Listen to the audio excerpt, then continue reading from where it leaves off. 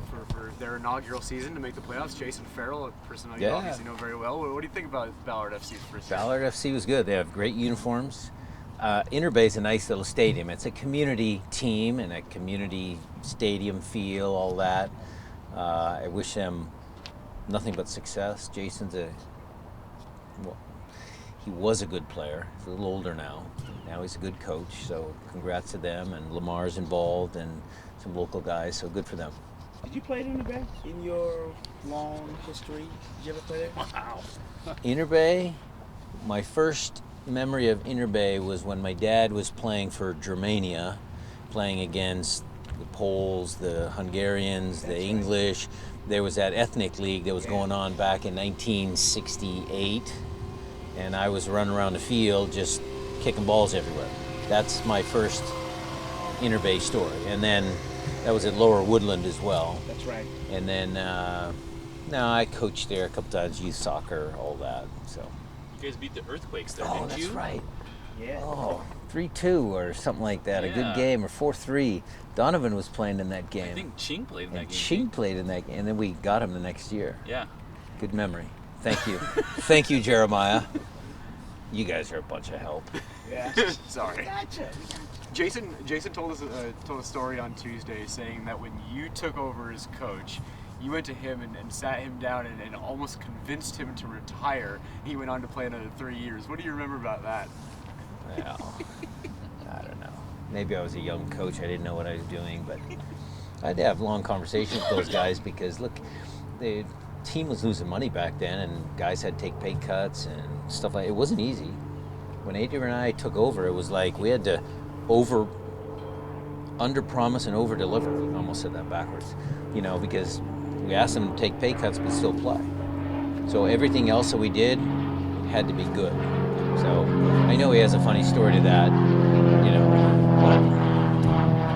Brian, your team, Will talked about it after the loss, that they may have been trying too hard, and I just talked to Steph about it. You mentioned on Wednesday that training was going well. How has this whole week sort of kind of recharged and reset you guys? It's been good. I thought the first couple of days really, really good. And then maybe today, maybe a little too loose. I don't know. I might Duck goose? Yeah, I might go in there and, have a word with some guys. Because, look, we are a proud franchise. And those guys, do a great job of, staying competitive over many, many, many years. And we don't like losing 3 in a row. And the reasons behind it could be, maybe we're trying too hard. Maybe there's some things aren't bouncing our way. There could be legitimate reasons why, but we don't like it, and we got to figure out a way how to stop it. And I need them to focus on the training field every day, because you play how you train. So training overall, I'd give them a passing grade, but not an A+. How important, a lot of teams, I'm just going to assert, situations like this will go back, coaches, back to basic training, the little things and who we are, and how much of that was covered this week? A lot.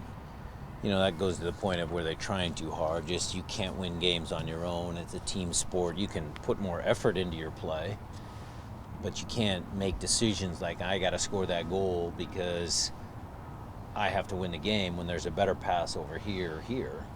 So it's the thought process behind it. You got to follow this. You got to play for the jersey, all that, but you got to play smart too. And go ahead. You used the word on Tuesday, anger. I wanted to see more of that. Did you see that manifest itself? Yeah, that was Tuesday, Wednesday. Yeah. So did you see that out on the field these few days? Yeah, Tuesday and Wednesday. Look, the match day -1 is usually pretty light, and again, I'm not overly concerned that they're taking a little bit off today. But the first 2 days of training coming back, they were pretty intense. You have to enroll status? Well, he's still working out there, and he looks pretty good, but he's not going to participate tomorrow. Obviously, Steph talked to us a lot about his road trip. Yeah. Was there any thought on your part of not wanting to let him do that? No, because we gave him a choice. I mean, it was either he's got to quarantine for a bunch of days, or he can get home in 3 and he can visit visit our great country along the way. I didn't have a problem with it. Certainly as a, coach, whatever, you don't want him to get in a car crash or, I don't know what the snow report was over the Rockies, but look, he's a pretty responsible man. So I didn't have any strong opinion either way. Is that something that you like? Is that something that speaks to what you think of Steph, or was that probably the decision you would have made for anyone that wanted to do That's that? actually a really good question. So would I let Leo Chu, someone that's not familiar with this country, or Reed Baker Whiting, who just got his license, 2 weeks ago, Right. I might make a different decision. Stayed in that hotel. Obed might, I might have made a different decision. Have you had a road trips across the country before? Any good stories of road trips that you've had? That I've had? Yeah. Go ask Craig Weibel about a road trip from like Indiana to Cincinnati where we were in this bus that the AC didn't work and they're all back in. It was a small bus, shirts off, everything, driving through the night. You guys can ask him stories. Are you confident he's going to get back on track quickly? I'm very confident in this team. Very confident in the group. We have a good team. Look, we didn't become CCL champions and then fall off the face of the earth. Might seem like that for a lot of fans, and myself included, but we're a good team. So things will start to happen again, and what I keep telling them is if you play up to your potential, if you play up to your level, you'll win more games than you lose. But I think there's been a little dip in form. I don't think we've played up to our level. Stability and wisdom that he brings back there, Steph Yeah. Frei. Yeah. That just makes a difference. Yeah. But Cleveland made some great saves. No, yeah, not. I mean, he was That's good why I too. thought I used wisdom as opposed Yeah. to. No. pretend. Cleveland was good in his, but yeah, having step backs important. More specific, just how he's reading. You know what I mean? A little bit. He's had more. Well, he makes experience. saves. Yeah. I mean, how many times have you guys? I mean, he's kept us in thousands of games. I mean, he makes saves all the time, keep us in games. So, Shot stopper, that's what you call Yeah. it. Shot stopper. But he also is able to the Who? back line bringing it up. Him again. I mean, I'm staying on the Stefan Frei. Just in terms of how he manages the back line, moving up and down. And I would holding. say he probably does a very, very good job. If again, I don't want to compare the goalkeepers, Andrew, Cleveland, and Fry, but yes, an experienced goalkeeper might have that little nuance, that ability to lead. The young guys have to get that as they progress through their careers and get more games. So yeah, Steph does a good job of organizing in front of him. Yes, absolutely. One other player I was curious about, Josh Atencio has been, where is he right now, and is Yeah. he back to fitness? And Another good question. So yeah, we've been working him into form because he did have the injuries, and then Danny kind of overtook him. Danny got the first shot, and credit to Danny. But there's healthy competition there, and so for Josh, it's about getting some minutes with Defiance, getting his feet back here in training, and then he'll get his opportunities.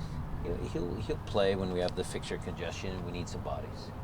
but it sounds like Danny right now is Slightly ahead of him, yeah. And do they have a competition? I mean, they came up together. Yeah, They know each yeah. other very well. A couple years ago was the thing I believe that drove them to be better. I think internal competition between teammates, young players, similar position, was good for both of their development. Does that still manifest? Do Yeah. you see them going at each other? Yeah, especially when you throw Obed in the mix. It's still there. Ryan, early on, Christian played inside. Given that any thought of pitching him in a little bit more as opposed to just having Yeah, him we're stay? gonna tweak lineups until we get it right. We're gonna try and put people in their best positions, but if things aren't working, we got to try and fix it. Coach, after the last game, I asked you about number 6 position. So on top of that question, what did you find out this week? What did you learn, and what's the game plan for tomorrow on that position? Well, the game plan for that position, you guys will find out an hour prior to kickoff.